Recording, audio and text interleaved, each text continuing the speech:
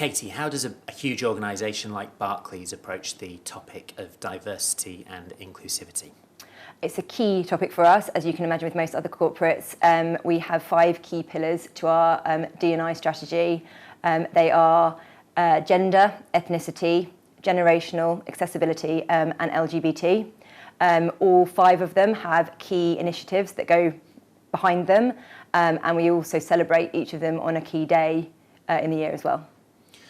And in terms of how, as somebody who works in the sponsorship industry, forging partnerships with organisations like the Premier League, how does that diversity and inclusivity strategy shape, influence the relationships that you're forging? So it influences relationships we already have, and it also influences relationships that we choose to do in the future as well. So one of the key ones I would say would be the partnership we've just done with the FA around the title sponsorship of the Women's Super League. So as of September, it's going to be the Barclays FA Women's Super League. That was an incredibly important step for us. We were always going to continue our relationship in football, and the Premier League obviously is a key partner for us, has been for the last 18 years. We want to continue that relationship, but we knew that if we wanted our footprint in football to be as strong as we do, that it couldn't just be the Premier League, that it had to also reflect our approach to diversity and inclusion in everything we do. So it also had to include the women's, which is why we partner with the FA on the Women's League. So we now obviously have an involvement with both men's and women's professional football in the UK. When it comes to the sports industry, the marketing industry, the sponsorship industry, and with particular regards to gender, as somebody who's working in that world day to day, do you see an improvement, a balancing up of male-female executives? I see an improvement, but there's still, I think, an incredibly long way to go. The sports industry is still incredibly male, white, middle-class dominated.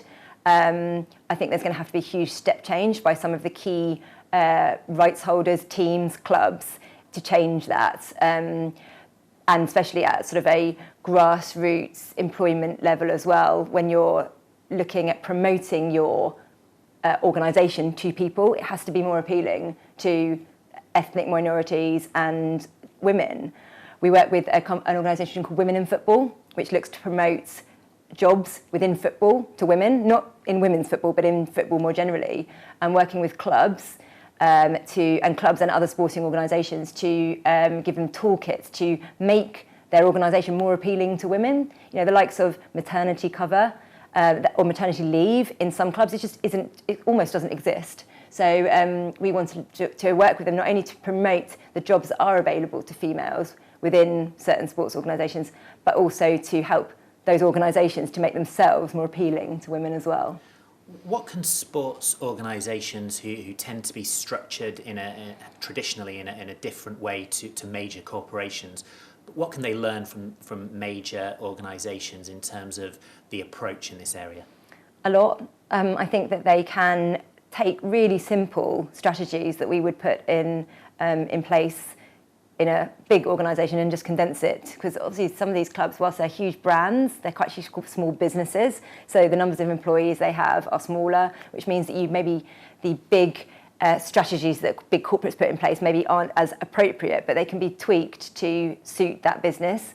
I think that there is Barclays has a lot of networks that brings like-minded people together, and whilst that works in a really big organisation, I do think there's a place for that in smaller organisations as well. I also think that there is a role for role models within those organisations, women that are successful and that do well in male-dominated worlds. I feel like it's their responsibility and their duty to be a role model for women that are coming through. One topic that has come up time and again at our various diversity events this year has been the role of men in this whole conversation, and particularly, as you say, at a time in an industry where many of the leadership positions are filled by men. What role do you think male mentors have in helping to support women and other minority groups who maybe have been less able to make their way in the sports industry? I'm a huge supporter of allies, male allies in that respect, or LGBT allies, or in any of these groups that don't have as strong a voice, let's say. I think that male role models and male mentors have got an absolutely key responsibility to not sound patronising, but to help support and to fight the cause of the people that have a softer voice. It is honestly, I don't think it's the only way that you're going to actually enforce change. The majority getting in support of the minority, and that goes across all of those different groups as well. And I think that you see that in what we're planning to do with our Women's Super League. It's absolutely vital that we have a male voice within that as well. So we are looking at using a ex-Premier League player, male, to be one of the voices, because it's all very well women talking about women, but you put a male professional voice in the mix and you reach different audiences, you're able to talk to people in a different way, and people, rightly or wrongly at the moment, take it more seriously.